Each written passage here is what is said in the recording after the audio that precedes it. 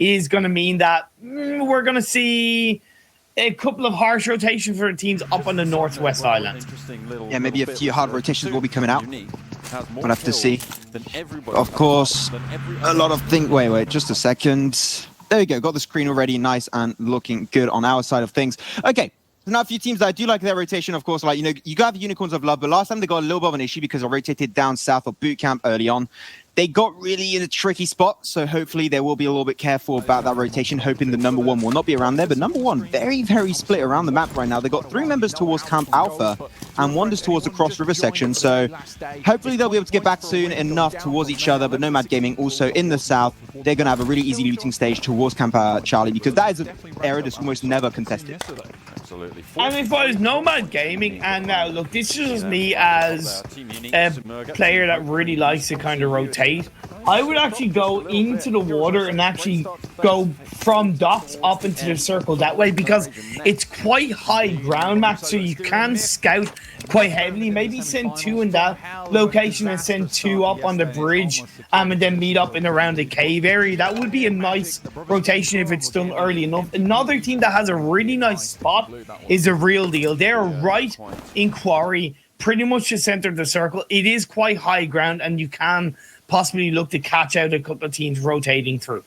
Like, Quarry can be a little bit of an issue in terms of like disengaging for Quarry, because you're very predictable where you're going to be coming out from. So hopefully they're just not going to go in Quarry. Like, who would in their right mind go into Quarry? Absolutely nobody most of the time. If you can just hold on to the outskirts of Quarry, would be a great position to hold on to. One team just going to have a really easy rotation in this circle. Of course, that's going to be Heroes X towards Mong Nai up in the north, towards Camp Bravo.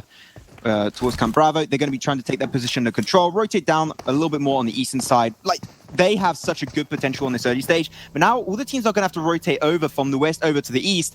Some fights might be actually happening, and especially thinking of Team Unique, I'm thinking, where are they going to try and get this entry point from? There's so many options, right?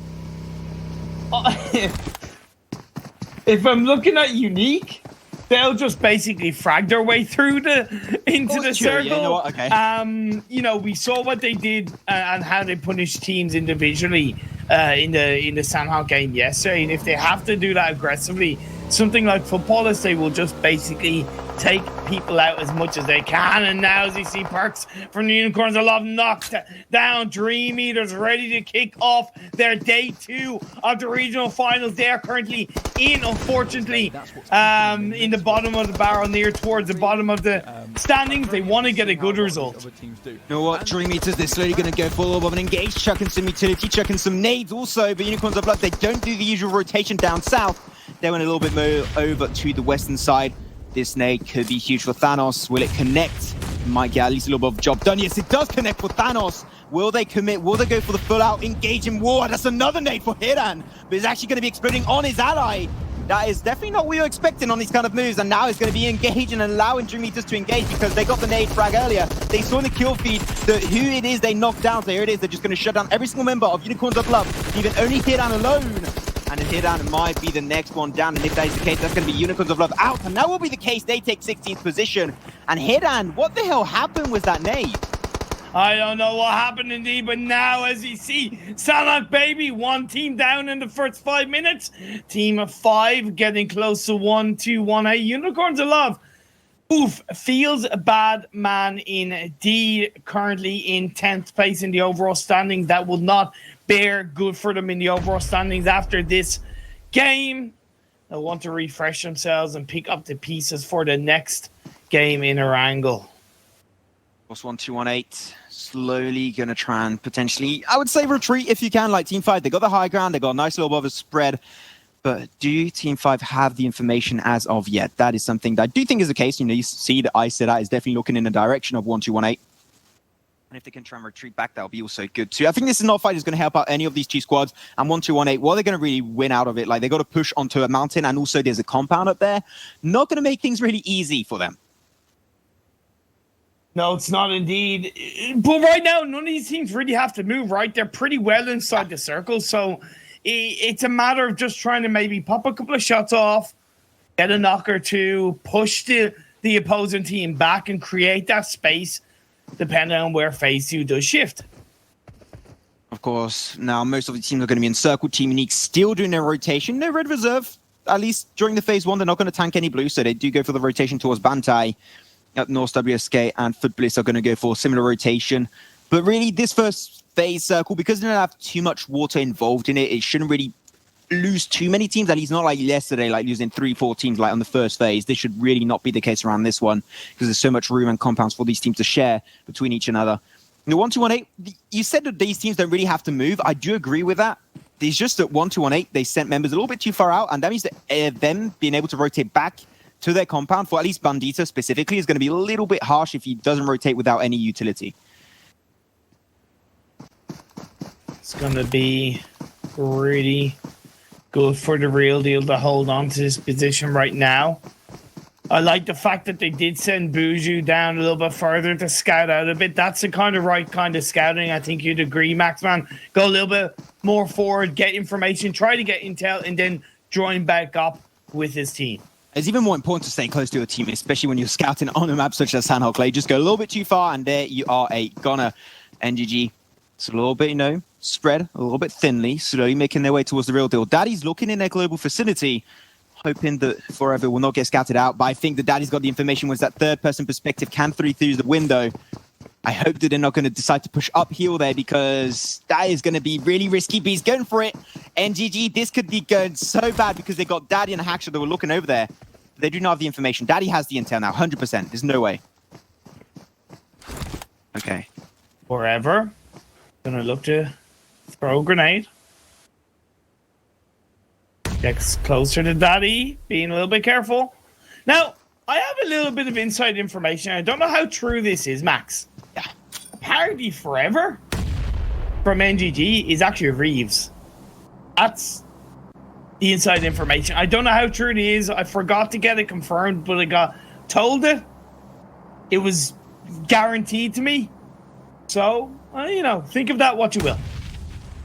Have to see how he plays. I mean, definitely interesting to see if that will be the case. Reeves, that didn't unfortunately make it through with his squad. Some roster changes and IGN changes can happen, but we'll have to see if that is the case. We'll try and get the information confirmed later on down the line for all of you beautiful people at home. But now I would say, NGG, you got a compound behind you. All right, there's no main reason to put yourself in such a precarious situation. Just go to the compound that's behind you and potentially take a battle with Nox if you really want to get the fight. But otherwise, right now, it's not really worth it. Yeah, but here's the thing, right? When you take the element of what footballers did to UDR killers in a wrangle, I fear that by not engaging, you're allowing too many teams to get around you. And when SANHOK is so third-party prevalent, NGD are going, yeah, we don't have to engage. We're fine. We're safe. We're inside the circle. Boom, they get popped off by Nomad Gaming. Boom, they get engaged on by Heroes X. Next thing you know, they're out. That's something these teams really have to think about. I think, knowing that you don't know where the next phase circle is going to take you, just take your time and really take the fight if you do really have the intention of taking it. It is going to be necessary, always going to be useful for you, which as of right now is not really going to be the case. And they got a compound right behind them. We'll be seeing, of course, the org taken over by Keys of Team 5. We'll have to see if that will be enough for them to get a few extra frags like they did yesterday. They were the biggest surprise, at least for me personally yesterday. They were the biggest surprise in these games. But Circle Shift, going to be a pretty good circle for most of these squads. WSK, Footbillis, Team Unique, and Red Reserve going to have to move in a little bit. But this is a great circle. And you were asking for a pretty normal circle, right? Yeah. Despite going over more to the east, this is really good for most of these squads. I like it. Shifted more up north rather than down south. Less water in play. Less kind of, craziness in my eyes. And plus, with most of the teams already in circle, we're just going to see slightly more passive SANHOK play. Of course, that will mean that as you get through the circles, we will inevitably see that high-octane action. But for now, I like it. Team that I'm pretty happy with is Red Reserve. They definitely rotated a lot earlier. They're close to the circle. They're actually making that rotation that I recommended for Nomad to do, which is basically cross the water down the south side rather than go across the bridge. It is safer, and you could actually look to potentially catch out Nomad Gaming from that position. But if Nomad Gaming see them on the backside, they have no easy way of escaping unless they have to go back into the water, right? So I think that by doing that without information, they could somewhat get cornered. It really depends on if they're able to pull off a really good surprise factor upon Nomad Gaming, or if also Nomad Gaming disengage or commit to the fight on UDR. They're going to be losing just now. They're just going to be cruising through, which is opening a lot more room potentially on the backside for Red Reserve to take control of that area. Yeah, Nicola, you know, kind of being the scout for his side, to be honest. And then, yeah, Nomad are split up, but they're thinking a little bit more for the late game. They have the high ground protection, but Sandro and the rest of UDR killers do have the compound now. Max, I want to point out the team. You talk about interesting rotations. We are seeing a boat rotation, if I'm not mistaken, from Unique down the south. We don't see it just right, but they are doing that. And of course, with Red Reserve having more space, they can look to potentially, you see them on the high ground, maybe punish Nomad Gaming. You can enter, like, even potentially through Docks, Kampong, or Lakawi on the eastern coastline. I think that would be a nice, safe entry point. Just go very wide. Those are, like, pretty risky if teams have information on you, but because they'll know teams currently on the coastline almost, except for Red Reserve down on the south, they should have like one of the easiest entry points on this game, and they can easily keep on shifting over on the east. It is tricky, and we talked about boats like so many times, and I'm happy that teams are finally, like, you know, using the boats to rotate through. I think this is our very first boat rotation actually in these regional finals. Especially in SANHOK, I absolutely love it. But this is a replay of the engagement onto Unicorns of Love. Thanos with a great initial grenade was able to knock down Perks, and then it was just business as usual as Thanos came in and got the job done on the Hidan. Business as usual. Hidan, you know, just naded two of his mates. I don't think that's usual business, but... Well, no, business as usual for Thanos. Oh, for Thanos, yeah, that's for sure. I mean, like, the great thing, right, is that the fight, when they engaged it, Dream Eaters got the first initial knockdown because of Thanos was that nade, and they, like, saw in the kill feed, okay, that is Unicorns of Love, and then they saw a self-nade of Unicorns of Love, that they're like, hey, that's the team we're engaging on. How well, we're just going to commit. I mean, hell yeah, it's a free fight. They go for it. They lose no members. They get 4 easy points. I mean, why wouldn't you at that stage? Dream Eaters picking good fights and understanding their macros. Now, as you see, the blue zone is starting to close in. Red Reserve have actually made a safer rotation and gone more towards the southeast and entering into the circle via Docks. That is good. I like that. They're not being too careless. They're being quite careful, and they haven't left it too late. Unique are now coming in from the far east through Kampong, yet to hit the circle. But hey, the majority of the teams are in the circle. We are seeing that passive play, and the rest as phase 3 is about to show up. This is way more of a normal game on SANHOK that we were expecting. This is what we were hoping to see yesterday, but yesterday it got a little bit hectic, a little bit too quickly on most of these squads, but we'll be seeing where is the circle going to go. Will it be a hard shift? Actually, we're going to maybe have a Swamp/Quarry finish on this one. I'm okay with this. Ooh. I'm okay with this. I would like to have seen a bit more boot camp and play, right? But Quarry, I expected. That's why I mentioned initially the real deal, but they rotated a bit more south. But now Kunina Power and Ghost Skilla on the two sides of Quarry, both high ground, both able to punish teams around them. Really nice prime locations for those two teams. We're going to see the boat rotation of Team Unique slowly arriving. WSK, they want to stop that from happening. They don't want to get back to later on. We're going to go over to the other fight. There's going to be 1218 and Footballist. Footballist slowly making their way over to the compound. Seems like 1218 got the intel a little bit too late. And that allows Footballist to just come on, knocking on the door of 1218. 1218, they lose one. And they get the knockdown on Roge. Not quite able to get it at the end, but here it is. They get it now. It's a 2v3.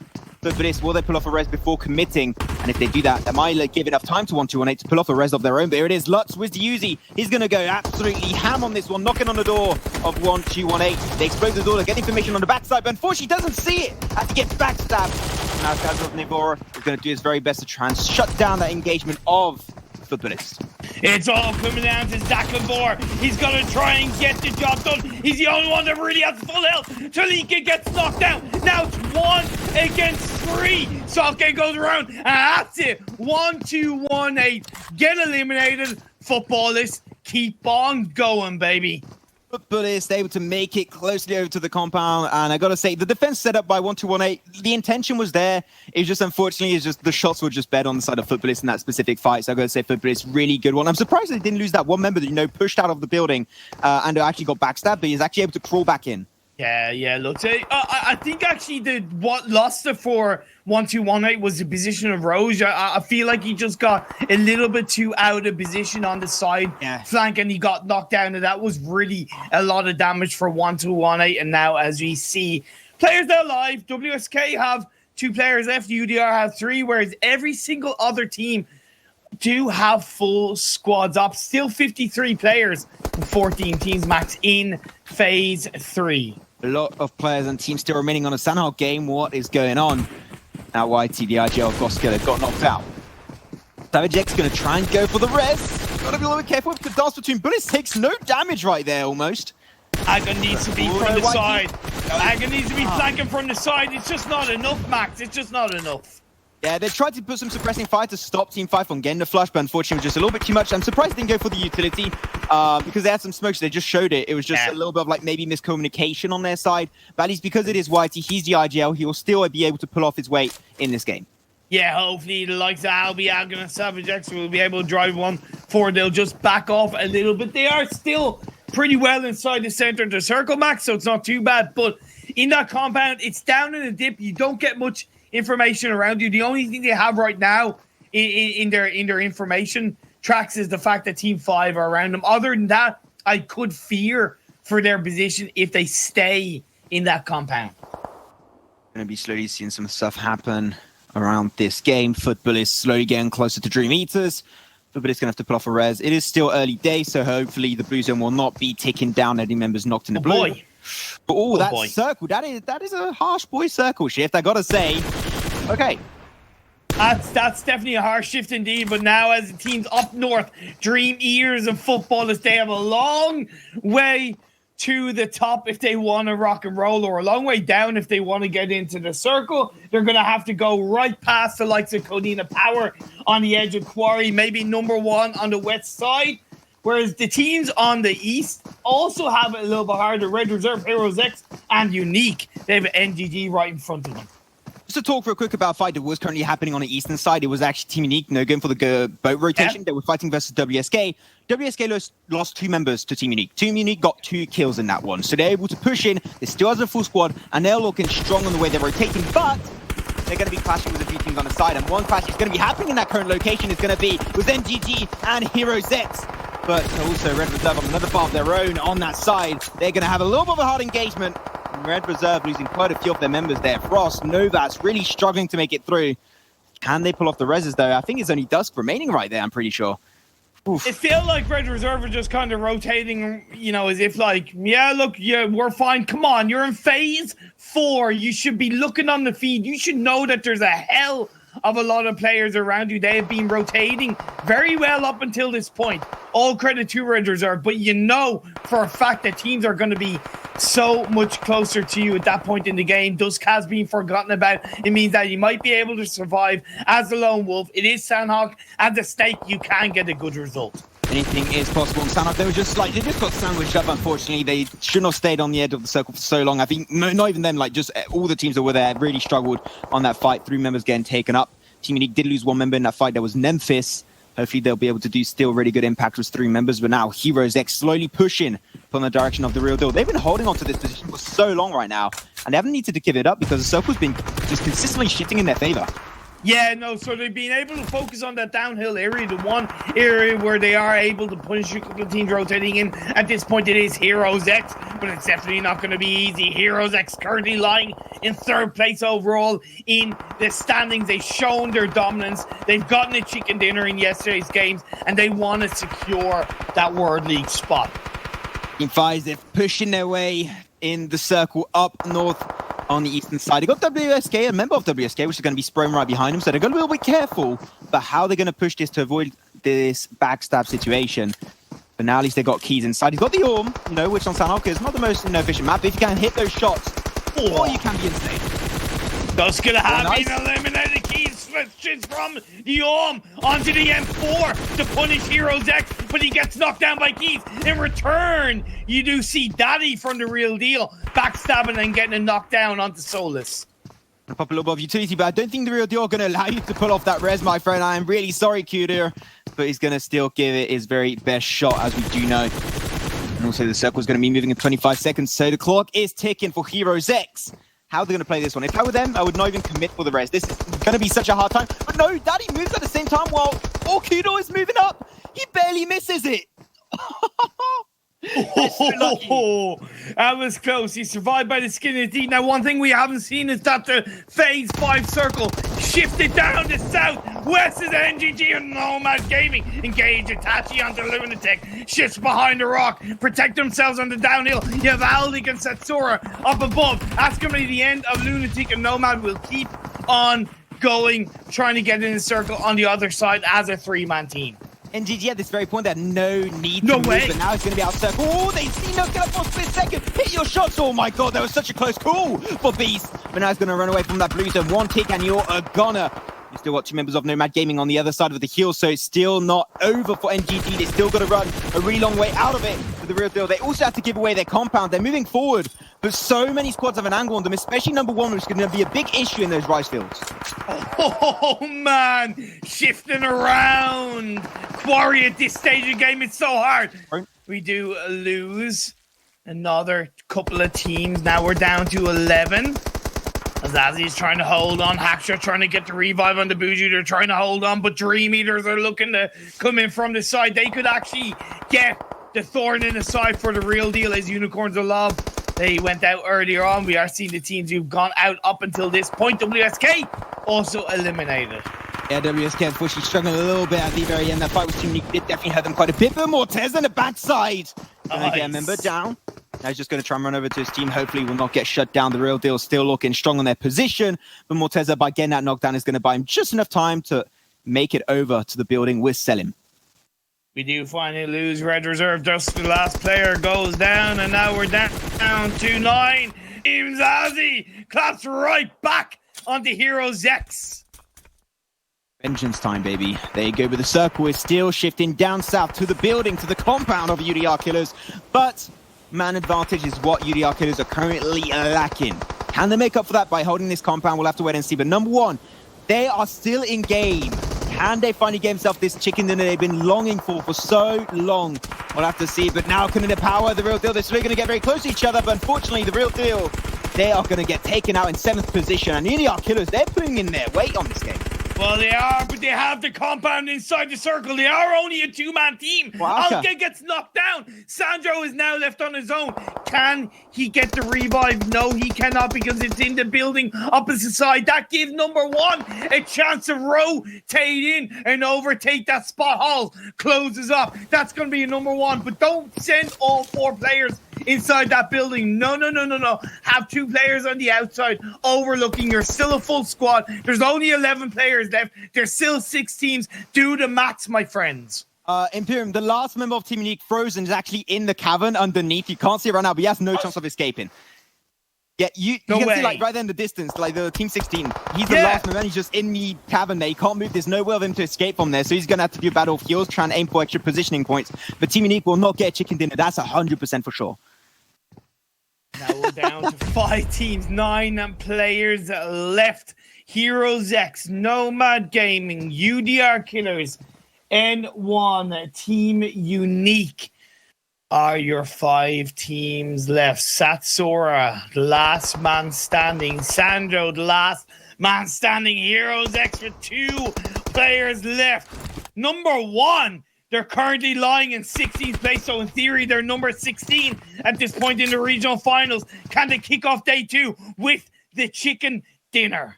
Clock is ticking for Frozen. He has 2 first aid kits, so he does not have a lot of time virtually available for him. But can some other teams die before he does himself? We'll have to see right now. Heroes X, they're the first one to get taken out, and they get indeed eliminated. That's going to be number 1, controlling this northern building of the compound pretty damn well. Selim is slowly going to try and crawl his way up to victory, but the blue zone is slowly ticking on his health bar. And Saturo is going to have to just run on through. Can it be the redeeming factor for Frozen? He's going to be bleeding out, and Unique will indeed get confirmed out in 5th position. Oh, Satsura, my God. Satsura just about gets in. On top of the roof he goes. But has he been spotted by Taylor? Yes, he has. That's going to be a kill in the favor of Heroes X. But just like that, and 1 shut them down. It's 4 against 1. Sandro, can you pull it off? 1 knockdown. Another knockdown. Not enough. And 1 get the chicken dinner. What a start